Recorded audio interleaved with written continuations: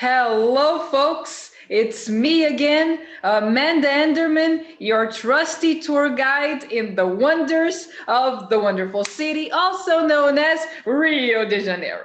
And forgive me for taking a bit longer to bring you a new video. It's just, well, simply I was tidying things up for you because I have just ordered those three very cute flags over here, which I did explain which flag means what in the video founding Rio. So if you haven't yet, please check that out. By the way, let's make this a complete introduction. For those of you who have recently subscribed to the channel and are watching the videos, thank you so much for subscribing, and please share this with as many people as you possibly can so that more and more people, especially abroad, may know about the wonders of the wonderful city, the history of Rio. Please help me in this. If you have foreign friends, please send them this video,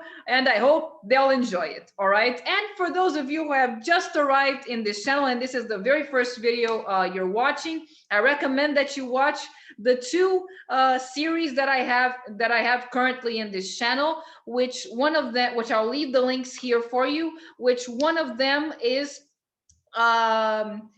Rio, the history, and the other one is random topics. And that way you'll get a better idea what this channel is about, what kind of content I'm bringing you, and all of that wonderful stuff. So in this video, we are going to talk about yet another time in which the French invaded Rio.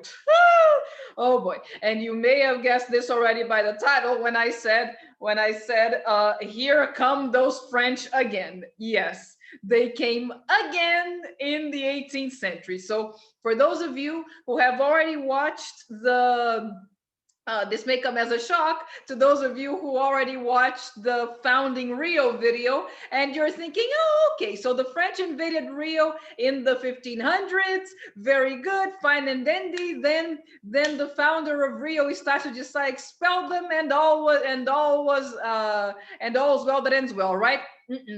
Wrong. The French kept invading Brazil several times after that. They did not give up. Basically, they are quite determined. They were quite determined in the task.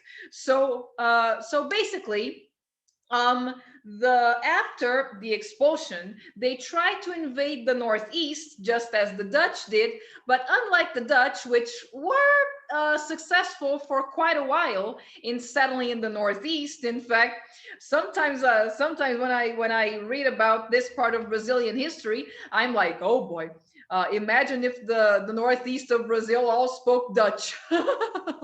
Oh boy, that would be interesting. Or imagine all of Brazil speaking Dutch.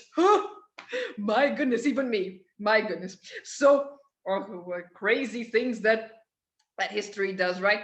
So, anyways, so the French kept on trying to invade Brazil. Okay, and not only did they did that by supporting any kind of enterprise which was up to the task of helping them to take Brazil by force, basically. And this, of course, included the very famous pirates. Yo ho ho and a bottle of rum. Yes, they gave these pirates transit letters. All right, so that they were in such a way that they were, and these letters, they allowed them to attack enemy ships. And this, of course, for actual pirates who were outlaws before receiving these letters, they were actually a very good deal. Because now they would be backed by the government, so it was a win-win situation. Okay, and in the particular case of France, let me show you here.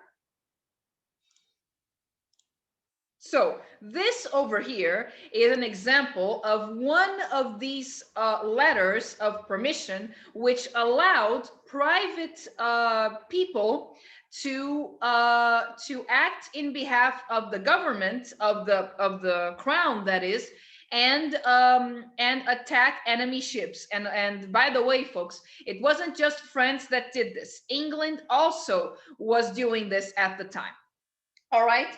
So because of these letters, as they were called, trade letters, if I'm not, or transit letters, if I'm not mistaken, that's the name in English. So this guy over here, Jean-François de Clercq, decided to invade Rio in 1711. And you may be asking, well, but Amanda, you said before that the French invaded Rio in the 1500s. In 1567, they were expelled, to be exact. So why did they only invade Rio again in the 1700s? Why? What happened in this in this gap? So, well, basically a few reasons. For one, Rio, up until the 18th century, wasn't a place of interest even to Portugal. You know, the only reason why Portugal was settled here in the first place was so that they wouldn't lose Brazil to the French, just to, you know, mark the territory. Uh, but other than that, it wasn't a place that Portugal was. Oh my God, we, and even Brazil wasn't. At least, as I said before, in the Making a Buck in Rio video, it wasn't until gold was discovered that Portugal really acquired an interest in Brazil. And it wasn't, and particularly in the case of Rio, it wasn't until Rio became the capital of Brazil that Rio became, shall we say, the center of Portugal's and other countries in Europe's as well attentions. Because you see, until Rio was made the capital in 1763, the capital was Salvador. So Salvador was seen as the center, as the metropolis, as the land of refined and cultured people, whereas places like Rio and São Paulo and such, even though they were quite, I should say São Paulo a lot more than Rio, but they were quite developed already at this time. They were seen as just, you know, as backward, you know, as rustic and all of that, especially in the case of Rio. Rio was nothing but an improvised city, you know, full of simple homes, you know, made as with any basic material you had. So it was in 1763 when Rio became the capital, and with the gold, that Rio really developed. So with the development of Rio, that's when the French decided to oh, you know what, I'm gonna try invading Rio again. And also because the French invasions in the Northeast had failed. So you know what, you gotta hand it to those French. They didn't give up. My goodness. Perhaps this is where maybe this is where Napoleon got his got the example from. You know, don't give up no matter what. You know, my goodness. But we will get to that later. Stay tuned. So Jean-François de Clercq, he came here and he entered the Guanabara Bay. Okay, but you see, the Portuguese were also very how can I say, they were also very clever in that sense, because you see, the Portuguese had spies that were in France, and these spies knew everything, so that they could inform the Portuguese government. So the spies had already informed the Portuguese government of the upcoming invasion from the French. So what the Portuguese did was, as they always did with invasions, with upcoming invasions, they prepared the two forts that guard the entrance of the Guanabara Bay, namely the São João Fort, which is close to the Praia de Fora, where Rio was founded. And I do mention that in the founding Rio video in more detail, and the the Fortaleza de Santa Cruz, which is in Niterói. So those two forts were at the ready, and they shot at the ships in such a vigorous way that Duclerc was forced to retreat. But you see, when Duclerc retreated, he tried another course of action, or should I say, another course of invasion. So he went around and invaded through Ilha Grande and through the inside of the land. So from Ilha Grande, he went into the region which nowadays is Tijuca, all right, and from there he marched by land into where nowadays is the downtown area, to where the Paço Imperial is nowadays. And there, only there, because it was already a densely populated region, was he met with fires and gunshots and the armed forces of Rio, and all of that. Okay, and they were able, and of course, they were able to capture him, to defeat him. The Portuguese, that is, were able to defeat the French once again, and they even arrested him. However, when he was arrested, he was assassinated by hooded men, by a group of hooded men. So, of course, his assassination made the relations between Portugal and France very not good. Not good at all. They greatly worsened the already not so good relations between Portugal and France. So France prepared another invasion so that they could not only avenge Duclerc's assassination, but also to take back what they had lost with the unsuccessful invasion. So the other invader, the other French invader, was this guy over here, which is none other than René Duguay-Troin. Okay, and so but before I talk about his invasion, I should mention one thing. After they defeated the French, okay, after they defeated the French with Duclerc, the people of Rio and the authorities of Rio, of course, they kind of how should I say? They kind of took it for granted, you know.